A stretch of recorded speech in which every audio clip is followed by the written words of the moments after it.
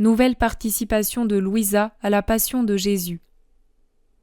Après 5 ou 6 jours de souffrance intense, je remarquai à mon vif regret que de jour en jour, ma souffrance diminuait. Elle se serait arrêtée complètement si je n'avais pas insisté auprès de mon époux Jésus de s'en tenir à diminuer leur intensité sans tout arrêter. Je ressentais en moi le désir très fort de ces douces souffrances, et je le fis connaître à mon bon Jésus en le priant de renouveler la crucifixion que j'avais déjà vécue. Jésus, sans s'opposer, était satisfait de moi, et de temps en temps, il me faisait plaisir en transportant mon âme de nouveau au saint lieu, à Jérusalem. Et là, il me faisait plus ou moins prendre part aux souffrances qu'il expérimenta durant sa passion.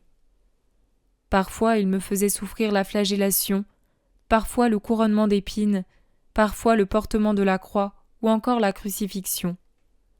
Il plaisait à Jésus de me faire souffrir l'un ou l'autre de ces mystères.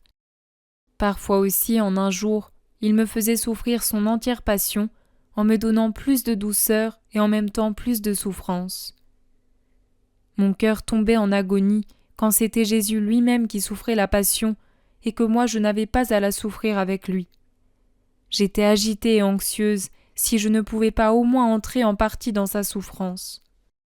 Je me retrouvais souvent avec la Vierge Marie, à regarder Jésus subir les souffrances les plus sévères à cause des offenses perpétrées par des hommes sauvages, plus sauvages que les soldats qui se saisirent de Jésus et qui le mirent à mort.